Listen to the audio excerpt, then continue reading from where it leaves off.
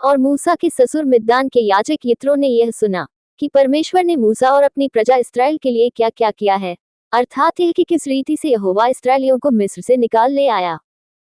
तब मूसा के ससुर यित्रो मूसा की पत्नी सिप्पोरा को, जो पहले नहर भेज दी गई थी, और उसके दोनों बेटों को भी ले आया। इनमें से एक का नाम मूसा ने यह कहकर गेर्शोम रखा था कि मैं अन्य देश में परदेशी हुआ हूँ, और दूसरे का नाम उसने यह कहकर एलीएजेर रखा कि मेरे पिता के परमेश्वर ने मेरा सहायक होकर मुझे फिरौन की तलवार से बचाया।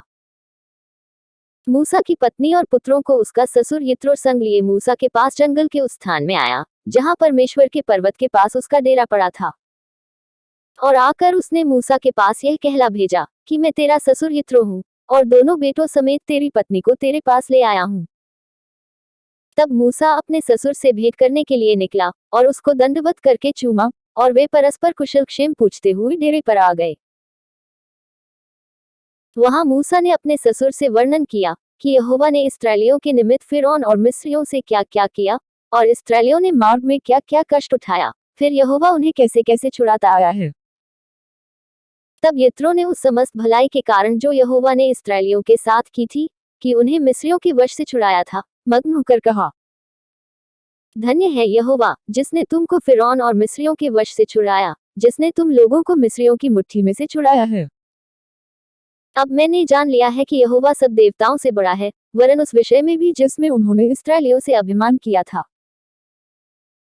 तब मूसा के ससुर यित्रो ने परमेश्वर के लिए होम बलि और मेल बलि चढ़ाए, और हारून इस्राएलियों के सब पुरनियों समेत मूसा के ससुर यित्रो के संग परमेश्वर के आगे भोजन करने को आया।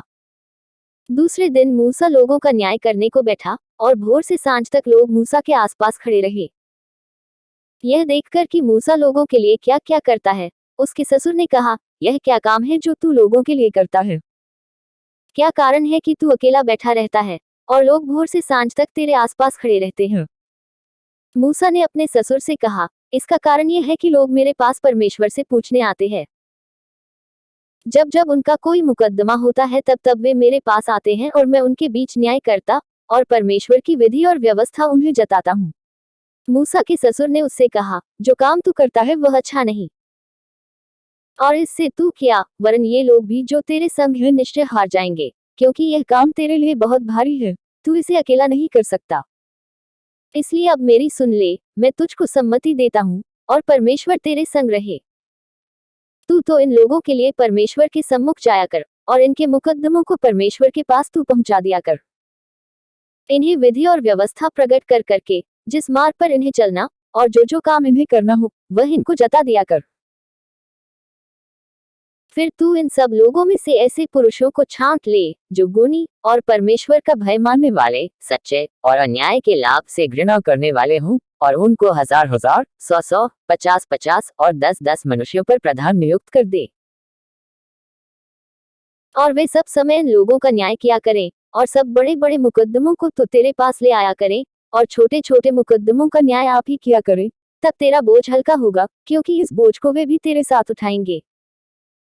यदि तू यह उपाय करे और परमेश्वर तुझको ऐसी आज्ञा दे, तो तू ठहर सकेगा, और ये सब लोग अपने स्थान को कुशल से पहुंच सकेंगे।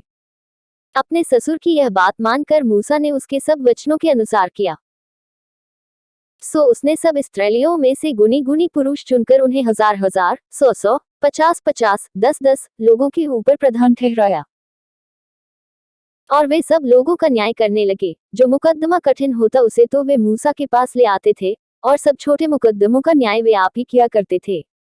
और मूसा ने अपने ससुर को विदा किया, और उसने अपने देश का मार्ग लिया।